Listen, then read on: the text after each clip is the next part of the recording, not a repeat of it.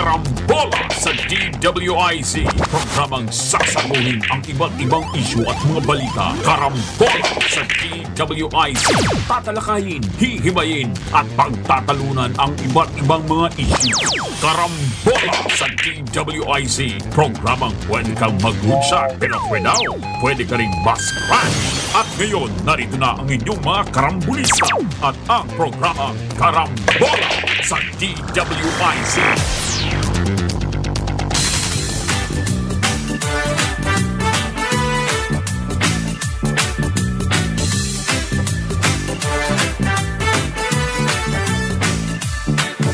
Pagising sa umaga kasabay ng almusal, nakatutok sa programang may kabuluhan. Walang paligoy-ligoy, diretso na sa punto. Walang peke dito, totoong balita lamang. Astig na pananaw at malayang pamamahayag. Naguulat, hinihimay ang mga issue. Mga kababayan, ang inyong karambulista, Jonathan de la Cruz at si Conrad Banal. Oh, karambola, karambola sa DWIZ 882.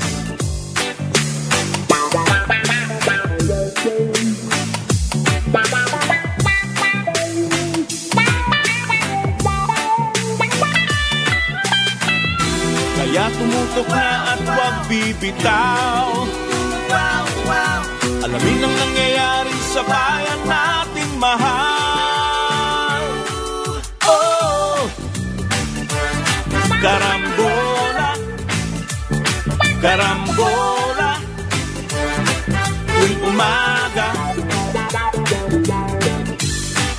Oh, karambola, karambola sa DWIZ 882.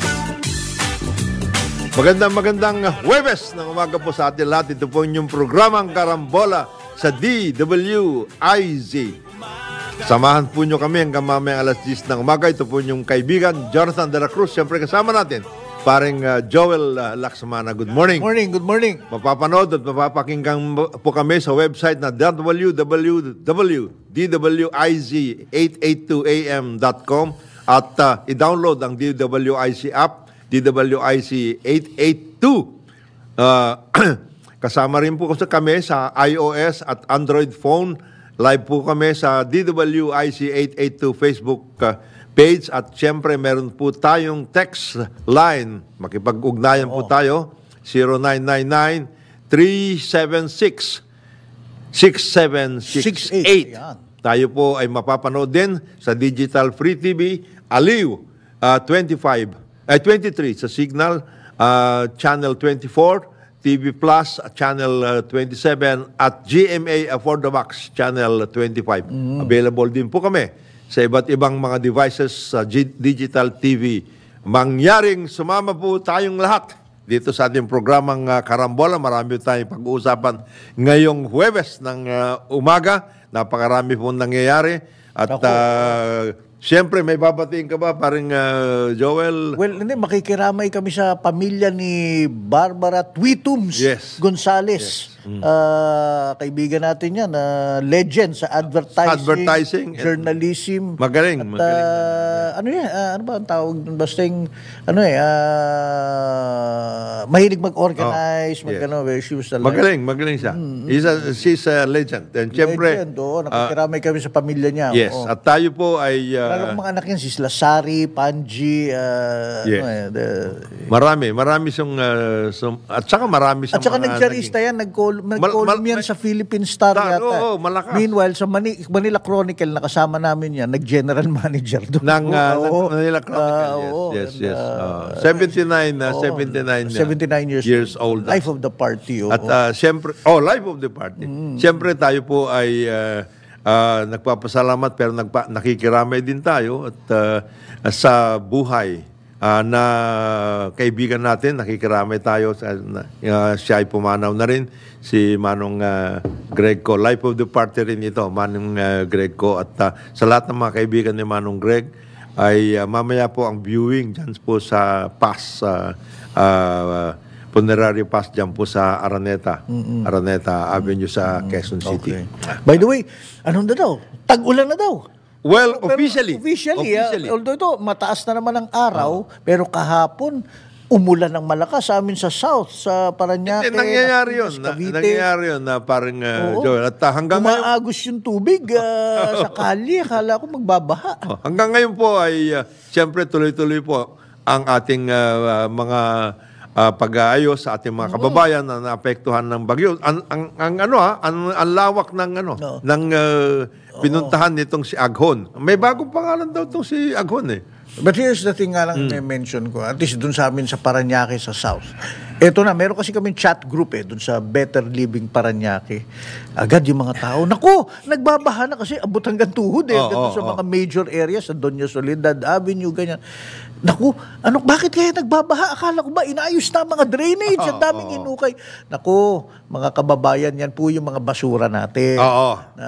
Siguradong yan. basura yun. And I have to admit, lalo na yung LGU natin, medyo, ayan na, dyan tayo masisingil talaga, dun sa wala tayong maayos na sistema sa garbage pickup, pagbabasura. everything. Naku, lalo na dyan sa amin sa Parañaque, yung strategy dyan, merong mga major yung mga malalaki, malalaki nasa kanto-kanto ng ibang mga strategic na kalye na bakit nandyan, di ba? I mean, kahit pumunta ka na ibang bansa, walang ganyan, nasa kanto ng kalye, tapos may mga oras na dyan yung itatambak ang basura nyo at hindi naman kasya lahat. Hindi kasya lahat. At yan, bumuhos ang ulan. Kaya pag bumuhos ang ulan, pag bumuhos ang ulan, ayos na yun. Sabi ko sa'yo, bro, ang lakas, tinitingnan ko sa pati sa Facebook, ang taas hanggang tuhod, hanggang waist. Abutan yun.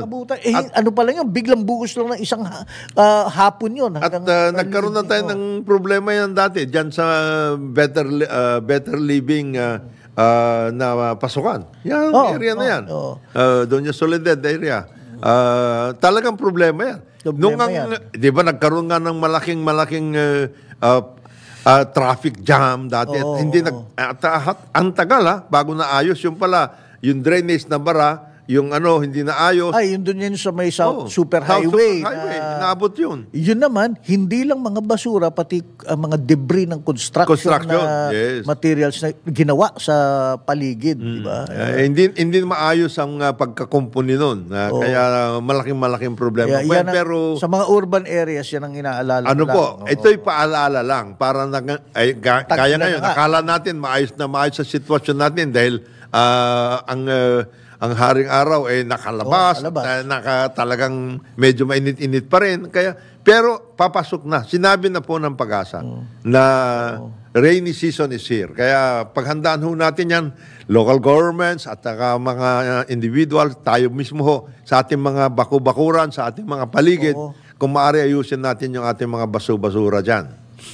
Para maayos. Kasi yung sinasabi ni Parin Joel, kung biglang nandoon lahat, nilagay ninyo yung doon sa malaking container, nilagay nyo lahat doon yung basura, kung biglang bumuhos ang ulan, di dala yun. Ang akin lang talaga, sir, ako, believer kasi ako. Dahil dati, meron ito nung late 90s tsaka nung mga 2000, yung paghiwalay ng basura, yung materials recovery sa mga bawat LGU. Kasi pag binawasan mo yung basura mo nga naman, di ba? Dati ginagawa namin yun hinihiwalay namin yung mga mismis at tapos ginagawa namin kung may garden ka, kahit na sa mga paso, pwede mong gamiting parang fertilizer. Nawala na yun. Nawala na yun. Tapos ang ilalabas mo lang basura, yung mga papel na lang at saka yung mga boting plastic. Yung iba, recoverable na yun. Ang problema, nawala naman ang negosyo yung ang LGU at yung mga kanilang kinuntratang kumukolekta ng basura. Hindi, meron pa rin ho kayong negosyo. Marami pa rin po yan. Tapos ang nangyayari, dinadalan na doon sa Bukirin, sa farm ni Rick Pinga, sa Santa Cruz, Laguna. Patay tayo dyan. Pwede pa rin ho yun. Pwede kayo magnegosyo. Kasi yung MRF, negosyo rin po yun. Pwede kayo magdala doon, mag-ayos doon. Si most well-traveled, hindi niya ano yan eh. Hindi niya feel yun eh. It starts at the home. It starts at the source. Doon nga tayo nagkakaroon ng malaking problema. Pero yan po ay paalaala lamang. Na umpisa most natin. traveled po yung secretary natin sa Department of Environment and Natural Resources, si Maria Teresa Yulo Loizaga. Tayo po ay nagpapaalala lamang po. Kasi ang dami po mangyayari at ang daming kailangan ayusin. Si Presidente BBM po ay talagang lakad ng lakad para manghikayat ng mga businesses dito sa ating bansa, foreign investors. Paano po tayo mag-aayos kung yung follow-through sa baba ay hindi naayos? Di siyempre pati yung mga investors, maski na yung mga local investors nga, medyo mawawalan ng gana. At ang mangyayari doon, parang Joel, unahan doon sa incentives. Ang binibusiness na nila, hindi yung talagang business, kundi yung incentives na. Hindi kung anong gagawin, kung paano sila makakalusot. Ganun na iba eh. Kaya mahirap yon. Pero tayo po ay nakikisama at tayo po yung mga bati kay Pangulong BBM. Yung sinasabong, ano bang visit bali? Yung sa Brunei, napunta po siya sa Brunei at ngayon po ay nasa Singapore na sa Brunei.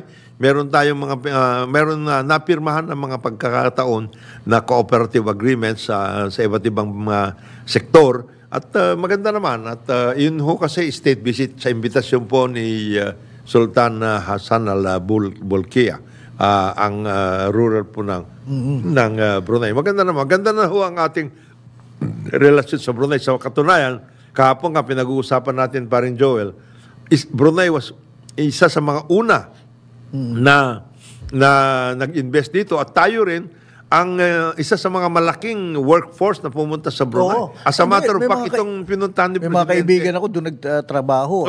Itong pinuntahan ni Presidente na palasyo, yung Palace Complex, pati yung mosque at lahat, Pilipinong gumawa, no?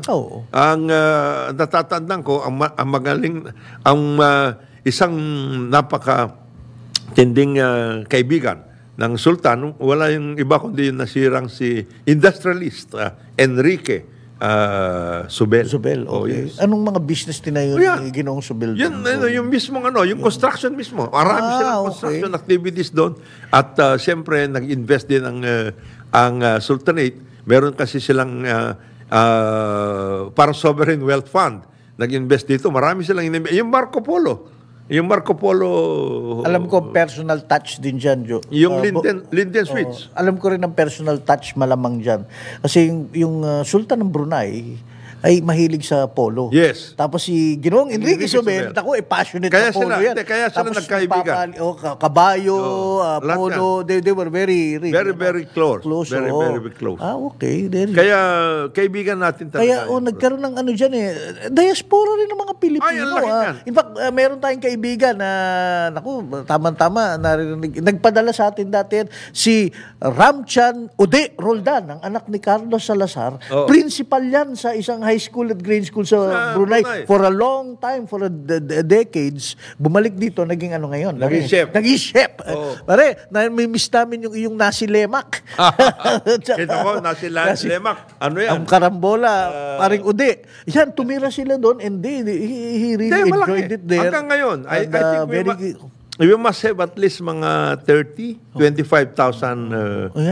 Filipinos in Brunei. At sila, maayos sila. Meron kasi ino-organize nila Ude noon, they would bring basketball clinics, football clinics dun sa lugar na yun, mga Pilipinong coach at tapos very rewarding ang compensation para sa mga programang they liked working with sa atin, with Filipinos. Ayaw ko na lang bang... Bakit natigil ba yan? Hindi, tuloy-tuloy pa rin. Tuloy-tuloy pa rin. Kaya lang, it's not as robust as before, no? For a while nga, nagkaroon nga ng di ba? Brunei Beauty. Yun ang naging kontrobersya. Nagkaroon ng Brunei Beauties noong mga 90s Naging controversial nga yun. Pero, ngayon po, ay tuloy-tuloy. Again, a backhanded compliment. Gandang-ganda naman kasi sa mga Pinay. Mga Pinay. Pinay beauties. Mga Brunei, maayos naman po. Royalty at at naging dito, marami rin silang investments ay... Nag-MOU sila ng tourism cooperation. How does that... tourism cooperation, agribusiness, maritime affairs at lahat. ang importante ngayon dyan, ay follow through. Malakas ba maritime ng... Hindi, ang maritime dyan, siguro, because Brunei is also a claimant of, in some of the islands in the, in the air. Kasi magkakalapit na tayo dyan eh. Borneo Island nga yan eh. Nandoon na lahat yung mga iba. So, all of us are claimants to certain portions of that particular area, which we call West Philippine Sea. So, kasama tayo dyan, siyempre, ang importante pati dyan, may mga, I understand, may mga fishing fleets din sila at lahat. So, I'm sure, pumapasok din tayo dyan, yung kanilang EEZ, Exclusive Economic Zone. Okay. Siyempre, kailangan natin may agreement, no? Ang ating mga malalaking mga fishing fleets. Kagaya ni yung fleet ni na Agriculture Secretary Kiko Laurel, malaki yan, Probel. Of course, yung kina RDL, yung kina Congressman Chanco, malaki yan. Yung mga Del Rosario, yung mga nabotas fishing fleet, malalaki yan.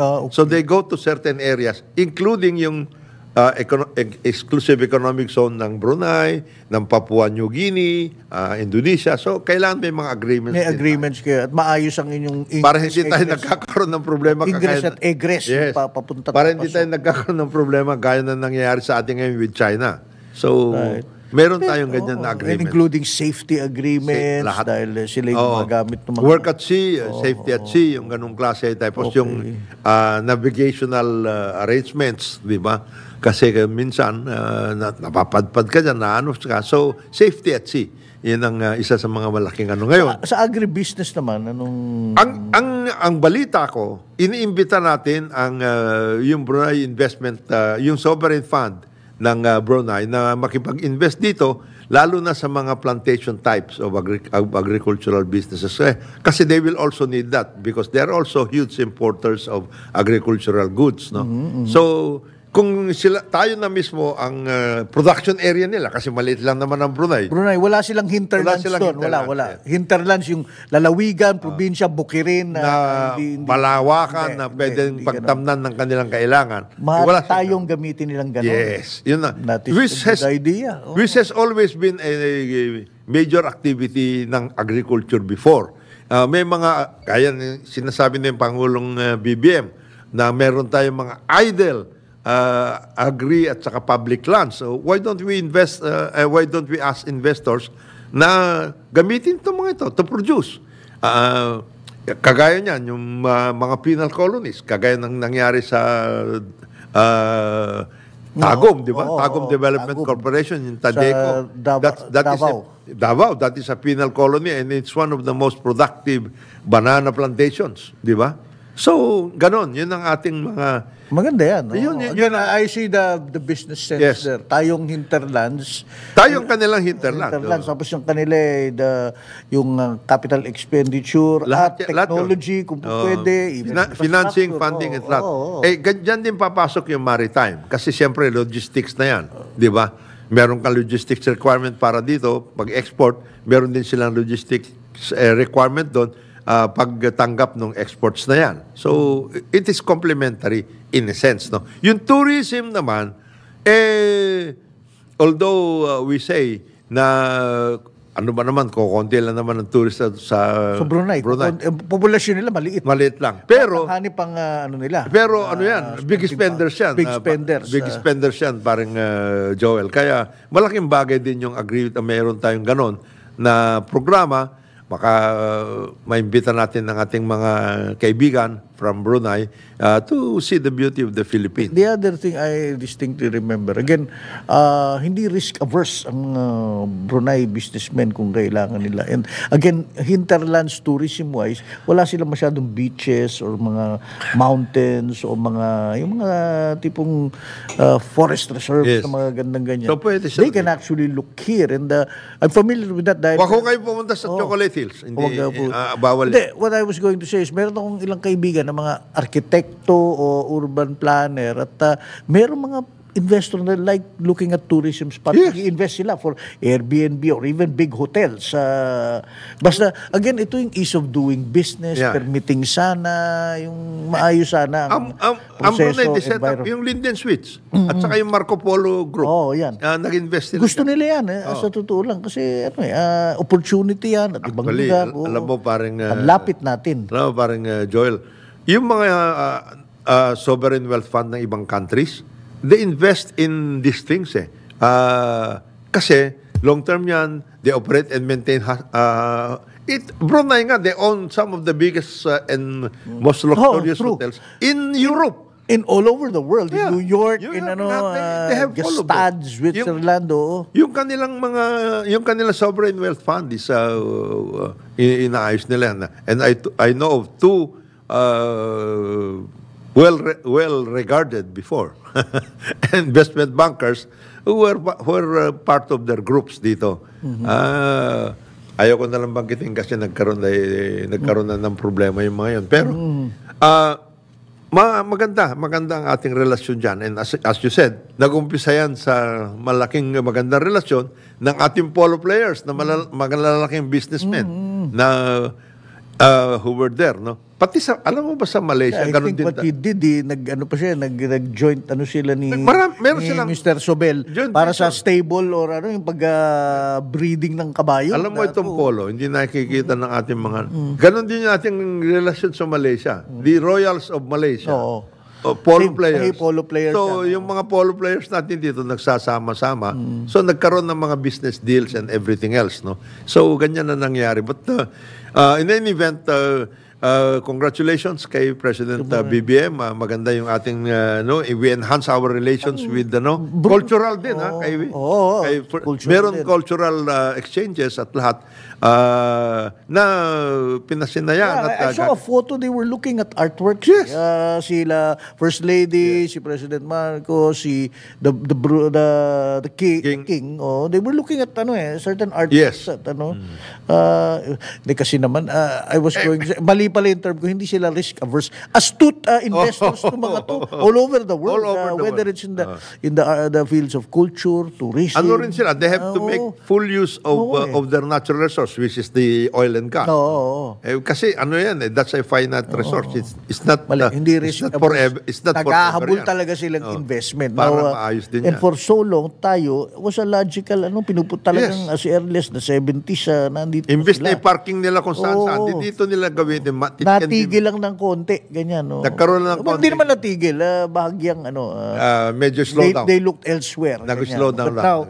Pag-visit ni Presidente, sana we hope magiging mas ngayon, mas robust ang ating. Ngayon, si Presidente BBM ay nasa Singapore po ngayon and he is the keynote speaker, gaya na pinanggit natin pinag-usapan natin. Doon sa first Shangri-La Dialogue. Ito po ay ang daming in-establish darating, itong International Institute for Security and Strategic Concerns. Major power players, the US, lahat yun. All of them Europe, will have representatives. China is coming. Taiwan will be there. Defense minister ba nila? Their defense minister will be there. And of course, Taiwan will also be there. Interesting. So, tapos keynote speaker, ang si ating Presidente. Pangulo. Sabi ni Presidente kapon ay bahagyang narinig ko yung kanyang nabanggit. Pupunta siya dyan sa Singapore precisely for this particular conference, Shangri-La Dialogue. And he will lay out, again, reiterate the centrality of our concerns as far as security and peace and security is concerned. Not only in this part of the world, but totally. At mababanggit niya how the world has grown and how the challenges to world peace and security can be addressed, especially in this part of the world. I'm looking forward to that kasi si Presidente very articulate. At the same time, hindi magaspang magsalita. I mean, it's not going to be, he's not intending to rub feathers the wrong way there. Very diplomatic. Si But at the Presidente nga, same time, napaka-diplomatic. ang babantayan lalo ng mga kritiko niya dito is mayroon ding hard talking na konti rito. Straight talking dito. Teka muna, ito ang aming stand. Ito yung at kayo mali kayo dito. Saka ito, we will, these are certain things there are certain concerns, there are certain mga bagay na hindi namin Nakikitambak mo Forever. ipagmamatigasan niya yung mga UNCLOS, yung Well, ruling hindi gano'n. I think he will, of course, He will mention it, but it's not something that... He's not the type who rubs No, things no. on your He face. will- I'm sure Salt on wounds. si Presidente will just know about sovereignty. Okay. There are certain things that we cannot, these are things that will stay with us forever. Hindi po pwedeng ipagkanulo mo yan, iayos mo yan. No, these are uncompromisable. There are certain items, things that we cannot be compromised. So, isa yan. Yung mga mababanggit niyan. And then, of course, the changing face of global... Yan ang maganda naman kay Presidente. the geopolitics. Well, siya sa geopolitics, well-versed. And he can explain And he himself can very explain, well. yes, oo. he can- Kaya naman siya ang inuudyok ng mga kapitbahay. Hindi, ASEAN na. Ikaw as a matter of ikaw ang spokesperson namin. As a matter of fact, he has become the face of ASEAN as far as these things are concerned. And then the other thing is that the president will also have a working meeting, visit sa Singapore because they have a new leader. Oo. The Prime Minister now is Prime Minister Lawrence Again, Wong. that may magsasalita rin. Well, this would be his coming out party in a way, sa international. Yung bagong Prime Minister. Prime Minister. Yes. Coming out niya ito. Kasi he's filling in big shoes at saka The Lee Dynasty. Lee Dynasty talagang even noon, whether si Lee Kuan Yew noon, then sumunod si Goh Chok Tong, Oo. then sumunod si Si- BG Lee. Yeah. Articulate pero hindi palaban. Pero at the same time, alam nila yung posisyon nila sa... In the world. Yeah. Parang tayo. Oo. I think ang maganda dito na dapat natin tignan, mga kababayan, at pati mga nag-aaral ng ganyan, is how the president is going to position, and he has positioned the Philippines in the world. Kaya nga sabi niya, nung his first SONA, sinabi niya, coming out tayo. We are coming out and we are going to in fact to engage the world. Hindi lang yung mga engage the world, in other words. Kaya yung mga iba na nagsasabi, ito travel. Hindi po. Pinapakita ni Presidente. That's the that's the light side pa nga. Yung iba yung mga iba. Ayan naman, nagbe-mention. Naku, andyan na naman, bangag. Pero, look, everybody, let's just get behind here. This is a significant event. Walang politika na muna rito. Tirahin natin kung anong posisyon Bansa natin ito We are talking bansa about the na to country. We are not Naharap talking about politics. We are not talking about internal engagement. No, we are engaging the world through the president. And he's going to articulate our position, where we stand, and how we can be of a significant participant in world affairs. Yun ang workout dito. And to be very, very fair, at dapat ito maintindihan natin mga kababayan din, lalong-lalo na yung mga banat ng banat tungkol sa mga... Hindi po, we are not an island unto ourselves. And then, ang kagalingan dito, he is articulating not only the Philippine position, which he should be doing as the president, but also the ASEAN position. Hindi siya, there is no ASEAN leader at this point in time na kinokontradict yung sinasabi niya. Hindi kagaya dati na, dati, there was a time under President Noy at that time, nag-conflict. Lalo na how we engage China. Kasi nagkaroon ng summit, ASEAN summit in Cambodia. Hindi nagkaroon ng final statement. Yeah. Ang leaders, no. They did not.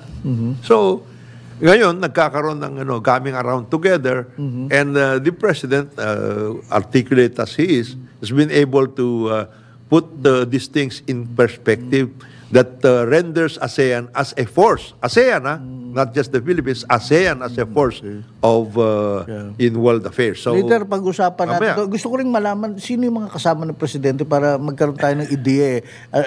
It's a state, it's not a state It's visit.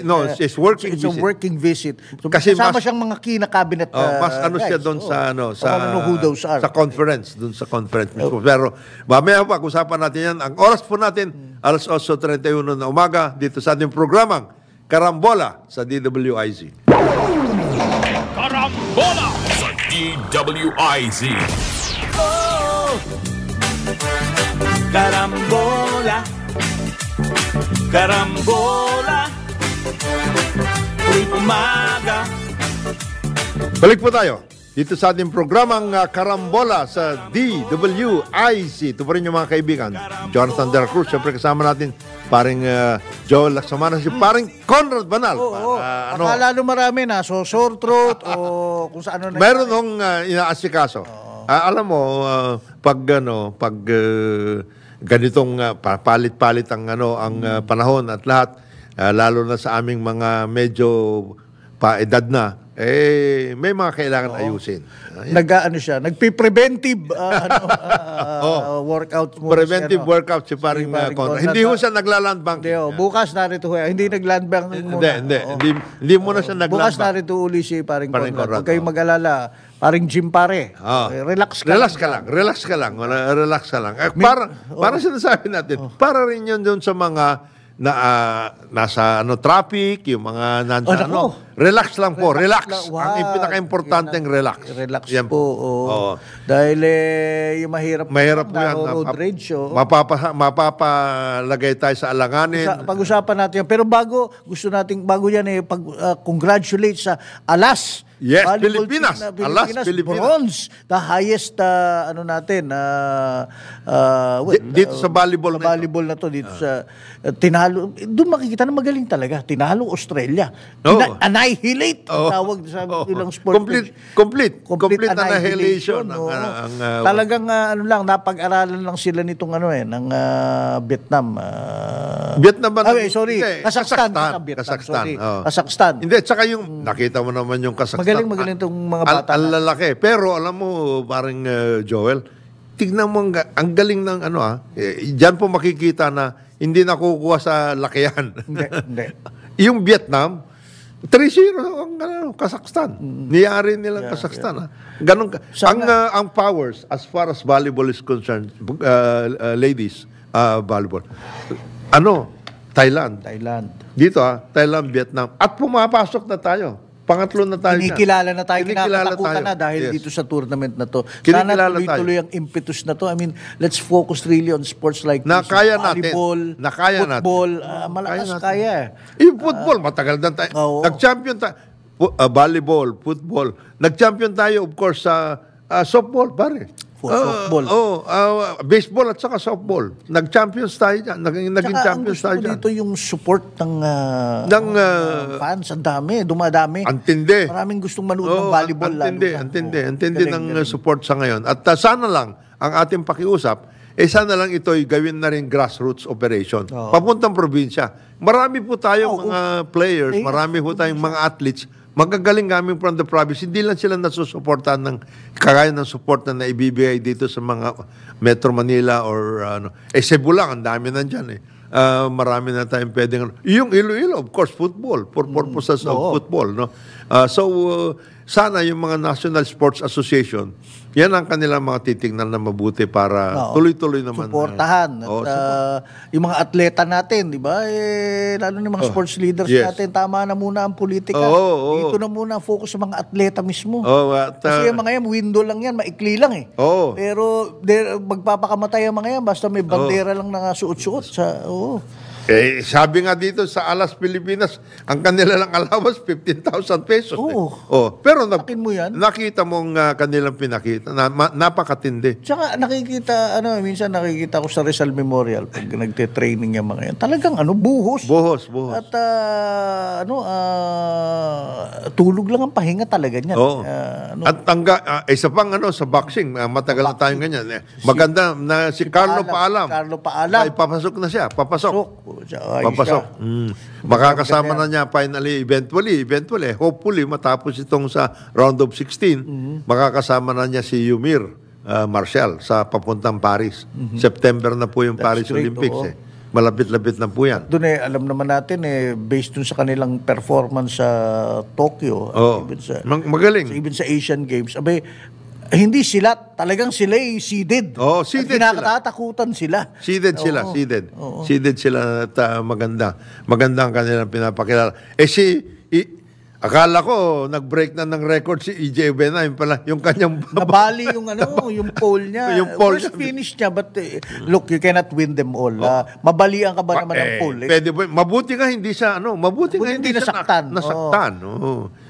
Nabali, but pinakamababa, 7th, that's not bad. Oo. Sa competitors na 24 kayo, Oo. something. Ibig sabihin, nabalian na nga ng pole yan. Ibig sabihin, magaling din talaga. Magaling si EJ. talaga. But gold again, medalist congratulations sa Alas volleyball.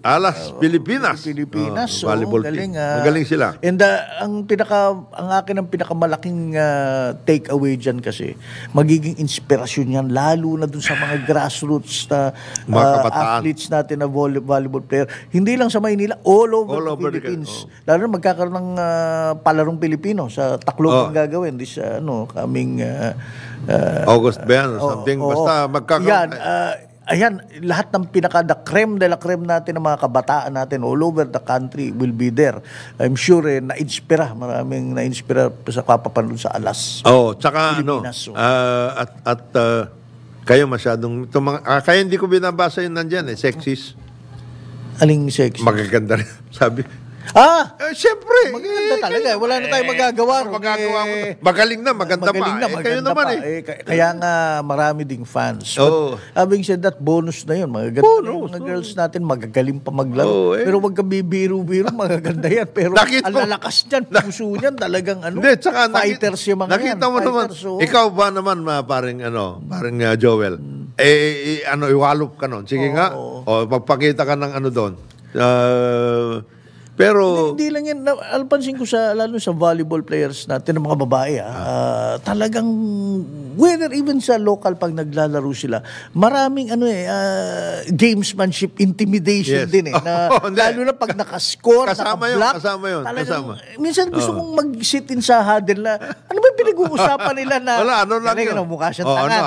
Nagkagano lang ba sila? Kasi, and they're all smiles and all fight. Talagang tapos yung kabila, nakaka-intimidate yun biglang mag-huddle sila gano'n pagkatapos ng isang winning point o winning defensive gem. Biglang, kasi gusto ko ano ba pinag-uusapan kapag nag-high five? Sila lang yun. Pero alaskado yung kabila. Nang-aalas kayo. That's hard to do. Tsaka yung mga babaeng galing pag ginagawa nila. Kasi kung pag mga lalaki gumawa nun, baka magkasunto ka, magkarambulan ng Pinoy. Sila hindi. Talagang iba. Enjoy. Pero intimidated yung kabila. Kailangan bumawi. That's why siguro nakakaganang panoorin, di ba? Yung mga passion, ang passion. At saka talagang lumalaban. Hindi nabibili yung passion, di ba? Then, iba yun. Anyway, pabalik tayong road rage na nangyari. May balita, di ba? Na-aresto na. Na-aresto na yung suspect tungkol dito.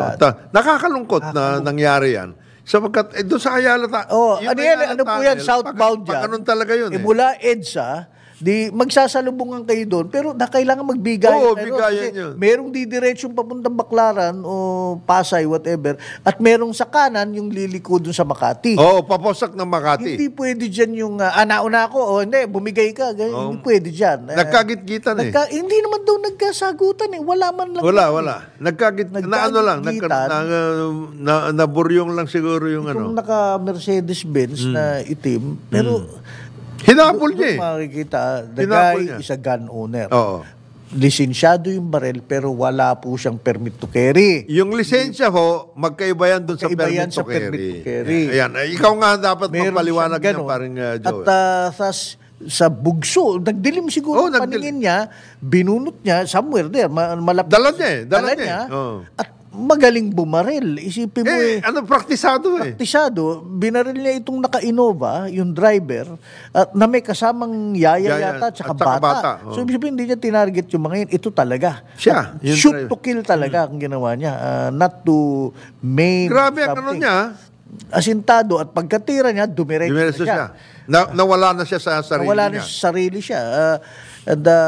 Kaya lang natuntun, pinuntahan ng mga pulis. Hindi, naplakahan siya. Naplakahan siya. Oo. Pero siyempre may plaka, ang pinuntahan yung original owner. Oo.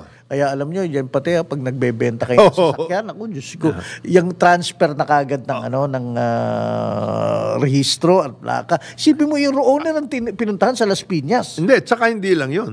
Parang yung nagbentahan, Oo. dapat alamin din ninyo kung kanino kayo Kanino nagbebenta. Oh, mamaya, mapahamak kayo lahat dyan. So, kaya lang natuntun na dyan sa Pasig siya nakatira dahil sinabi, Sinabi siyempre ng original owner. Kaya, Hindi ho ako. wala siyang lusot talaga. And he gave himself up naman, nag-surrender siya, ganun. Pero, Ang malungkot dyan, siyempre, malalaman natin ang tunay na story. ito, nangyari family, sa kanya. ito family driver. Family ito. driver Matanda lang. na ito. Kararating lang. 65 years old. ano ba? Nagsundo lang ng bata sa BGC. Pauwi na sila sa Alabang. Diba? So, kaya ngayon ang daan niya. Malamang didiretso siya. Sa tunnel. Tapos sa tunnel, Tas labas papasok. niya, kakaliwa na S-less siya sa na, X-less. flyover ng Magallanes, S-less na siya. S-less na siya. Skyway, whatever. Hindi na siya umabot dun. Wala, doon niya. At saka, may mga mabuti, hindi naman mabuti, pero hindi siya naka siya doon. Mabuti may mga motorista rin tumulong doon sa sa yata yun at saka yung bata. I was looking yung in-interview yung Yaya, mukhang talagang I want to hear yung explanation niya dahil bumubusina pa daw, mukhang galit Oo. Dahil, siguro tingin niya siya'y ginit-git at pinunahan siguro. Kasi, Yun ang recollection nung Yaya na parang matindi daw ang Oo, busina. parang galit. Galit Oo. na galit. and that's kasi dumadaan ako rin Yung tunnel na yan? Tunnel na yan In fact, dapat dyan, pag pumasok ka dyan, dapat alam mo na kung saan ka pupunta. Hindi yung naguguluhan ka. Naguguluhan ka. Now, again, I'm just hazarding a guess kasi baka nga, kailan pa lang daw nagtatrabaho tong si family driver, medyo may edad na, baka napunta siya sa lane na na yung papuntang Makati. At siguro Kaya binubusinahan siya. dapat nasa kaliwa siya kung para dumiretso siya. But having said that is no reason para naman ikaw papatay ka ng tao. ka ng baril at papatayin mo. Hindi tama yun. Again, ano ba ang lesson dito? Diyos ko po, alam po natin na Pag matraffic. nagda-drive ho kayo, baka pwedeng uminom muna kayo ng konting tubig at medyo kalmado ang Kasi maraming yung road pwedeng rage mangyari. Ako nakikita ko minsan yan yung nasa harap ko, titigil at naliligaw. Pasensya na lang, naliligaw Naliligaw. sa tabi naman siya, pero wag mo nang pagbubusinahan pa, di ba? Lalong naliligaw yung taong yun. lalong magkakaroon ng problema. Na-miss niya yung sign o hindi siya familiar sa lugar, pasensya lang po tayo, relax. Alam mo hindi ba, nananadya yun. Hindi. Alam mo parang Joel, yung busina, pag nasa loob ka, ibang klase yun, ha? Hindi. Na matataranta ka Oo. Di ba? Lalo na pag, ang sabi nila, naalala ko, may napanood akong pelikula sa Netflix, Road Rage. Tawag nila sa Amerika naman, love tap lang. Titit. Ganun lang. Totot. Huwag mo naman, bam! Babanatan mo ng busina. Dito, mahilig tayo doon. Yung mga motorsiklo nga, mas malakas pa ang busina kaysa sa kotse. Kung minsan yung mga ganun. There was okay. Kasi ako yung motor ko, scooter lang. Now, iconic ang busina na yun. Pibip, gano'n. Meron akong mga kaibigan na kapwa rider. Ganon din yung motor, papalitan. Gagawin nila yung malakas na busina parang kotse. Sabi ko, bakit? Parang hindi tayo naririnig. Sabi ko, look, maririnig ka niyan sa tamang gamit, sa tamang oras, sa tamang paraan. Kasi kaya mo lang ginagamit yan para gulatin mo rin siya, akalain niya kotse ka. Dangerous din yan. Super dangerous yun. Kalay mo magano, kung nabigla ka, dinaganon mo yung kotse mo. Hindi, makikipagtalo pa sa akin. Hindi, sir, kailangan, hindi tayo maririnig kasi bibip. Hindi nga, kaya ako nga binili motor na isa yun sa attraction niya, yung iconic bibip. Yung road runner, gano'n. Alam nila. It's friendly. Saka alam nila na motor ka. Kaya medyo, kanyan. Besides, pagka naman hindi alanganin ng makikita ka yan, di ba? Pero kung gusto mo maka-overtake, gusto mo makakanan. Yun. Sakto. Meron akong mga nakaride na gano'n ang busina. Abay, at every opportunity, titira ng busina ng busina. At saka isisingit. Isisingit. Yun ang problema sabi doon ko, yan, sabihin natin hindi kanya narinig at ngayon narinig kanya, kinaasaran ka pa ngayon dahil masama yung, ginawa mo yung dating na. Tapos magre-reklamo, makikita mo sa Facebook. Bakit? Sensitive ka sa busina. Excuse me, hindi that's not the point eh. Di ba? Yung busina, nakakaano yan, meron kang gustong palabasin. Kaya nagkakainitan. Magkakairapan kayo, di yun na. Umpisan na yun. Di ba? Pati yung pag-iirapan looking at the big picture and then you see this news, itong the first quarter, January, February, March, April, 22% increase sa car sales at pinagmamalaki pa ngayon ng car. Itong mga car industry nito, hindi naman industry kayo. Tayo ng patong ng sasakyan, yung mga luma, nandiyan pa rin. So, at saka, wala naman tayong dagdag na mga kalye, wala. There's no system. So, kaya nagkakaganyan. Di ba? I mean, malaking malaking issue po yan at gaya ng binabanggit natin palagi. Sana ang ating mga opisyales. Tingnan na mabuti ito kung paano natin maibsan yung mga ganyan na sitwasyon. Alam naman natin na talagang napakatindi ang traffic sa atin, napakatindi ang gulatan at lahat.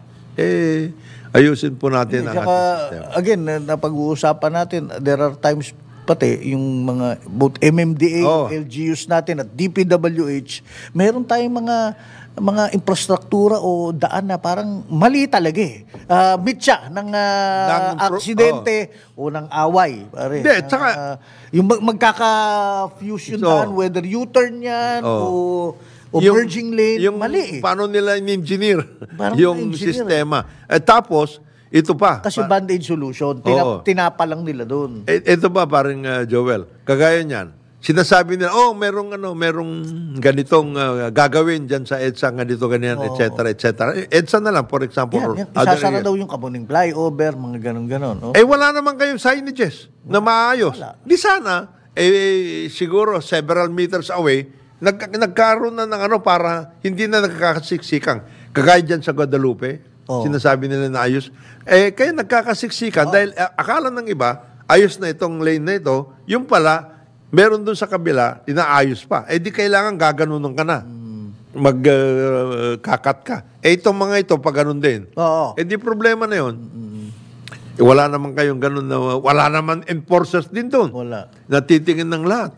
Ayan ang problema. And even bro, I mean yung busway, di ba? Gaya niya, nahuli na naman daw pick-up, gano'n, yung gitna niyang sa EDSA yan. Minsan, subukan mong tumbukin ng, which I did nung Tuesday yata, tumumbok ako all the way hanggang doon sa MOA. Mula dito sa mula sa Makati. Yung bus lane pala, parang napuputol din siya. Nawawala yung barrier along the way. Tapos napapasukan. Napapasukan. Yes. Now, ikaw naman, pasok ka, na biglang, shit, mali ako bakit ako nandito? Kasi nakita mo, bigla na lang may barrier. Bigla, sa harapan mo. Ano yun? Either ma-aksidente ka, o maka-aksidente ka, o ikaw ma-aksidente. Then two, mayroong mga enforcer, huhulihin ka dahil galing ka, lumigo ka. Wala namang boundary, makakalimutan ng tao. Yan, nagka-traffic dito. Alam mo, kaya, yan nga sinasabi it's not a real busway sa totoo lang, guys, sa ibang bansa. Hindi. Kasi nga, ang ginagawa nila, yung mga buses pwedeng pumunta dito sa kabila, kukuha ng pasahero. Hindi nga yun ang ideya niyan eh. Ang ideya ng busway, para tuloy-tuloy. Tuloy-tuloy. Isang lane lang yan, dedicated lang sa kanya. Ngayon, walang papasok dyan pag gano'n. Wala talagang papasok dyan kung gano'n, except yung mga emergency at lahat, etc. At saka, hindi yung mga bus mismo, gagawin din nila yan, papasok din sila sa kabila, dun sa ibang mga lanes. Tapos papasok sila ulit. Di gulon yun.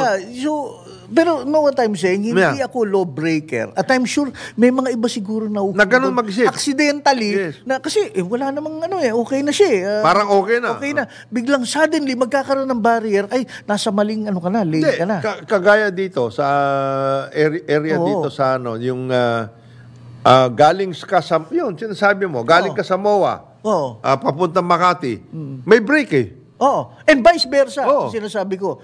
Now, yung dito sa EDSA along Camp Aguinaldo, naintindihan ko yan, talagang busway yan, o yung kahit sa Cubao. Pero pagdating talaga dun, wala na yung Wala barrier. So ikaw, okay, medyo matraffic, medyo okay, change lane ka in a proper way, signal, malayo sila, hindi ka sumingi. Biglang, uy, nasa maling lane na pala ako, meron ng barrier. Kasi hindi ka na pwedeng tapos may lumabas enforcer na sesenyas-senyas doon. Hindi ka na pwedeng lumabas. Kasi napasukan mo na eh. Paano yun, di ba? I mean, there's something wrong dun sa... Ang busway, gawin nyo talagang totoong busway. Yan ang sinasabi natin. I-barrier nyo na lahat yan. Ngayon, yung mga bus, kung wala silang pasahero, eh di, dire-diretso sila. Tapos ikot ulit. Ganun lang yan eh. Natakot ako noon kasi papunta ako. Mababangga ka Papunta ako to. ng bawas. Sabi ko, uy, nasa mali na pala ako. Mababangga ka to. Hulihin ako, banggain ako, o kung bangga. All because of the confusion about this damn busway. Gawin nyo ng totoong busway yan. I-privatize na natin. Hindi. Matutuwa si paring si Yap sa map. Sa map. Makati. Hindi, the privatization is not naman the solution. Kikita lang Simple lang gagawin ninyo. Kung totoong busway ang gagawin nyo yan, di sabihan ninyo yung mga operators at saka yung mga drivers, ito, dire-diretso ito. May mga time kayo. You stay here for 1 minute or something, lakad. Tapos ikot na kayo. Ngayon, kung nag-alala kayo kasi wala kayong sakay, di, ikot lang kayo ng ikot. Iyan ang trabaho ninyo, mag-ikot kayo eh. Hindi maghintay ng pasahero. Hindi maghintay ng pasahero doon. May time.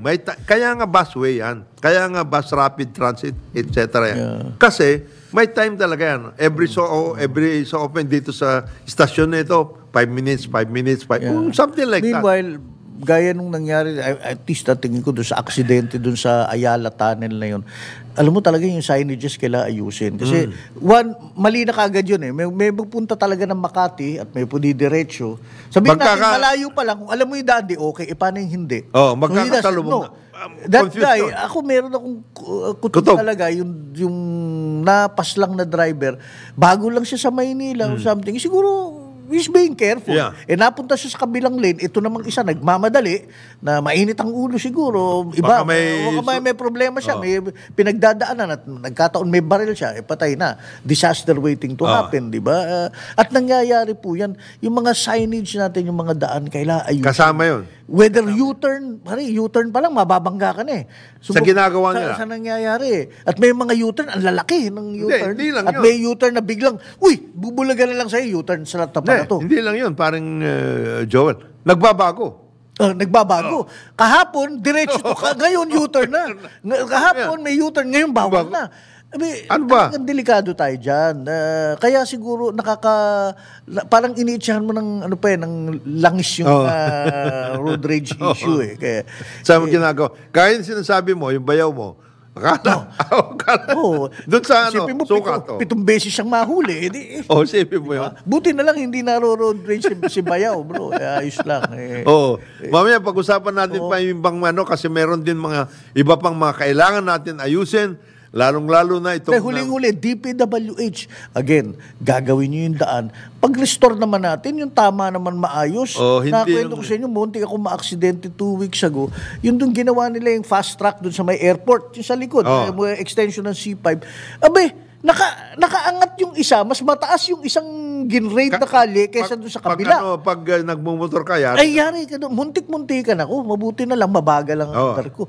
Pero, hindi lang motor, pati kotse, matalas yun eh. Sugat yung yung gulong niya. So, again, what was that all about? Diba? Gumawa ka rin lang ng daan, nag-restore ka rin. Ayusin mo na. Minadali pa. Maraming ganyang klase sa buong syudad. Lahat yan, kailangan natin pagtignan ng mabuti mga kababayan. Road rage, ayusin natin yung ating relax tayo. Yung engineering requirements ng ating mga lansangan, ayusin din po natin yan. Enforcement, lalong-lalo na. And of course, education. Importante po yun. Ang oras po natin, alas 9:02 ng umaga, dito sa ating programang Karambola sa DWIC.